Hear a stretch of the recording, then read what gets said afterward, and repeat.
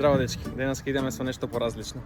Ќе уредуваме едно катче од кеот на Вардар заедно со учениците од приватната школа IPS.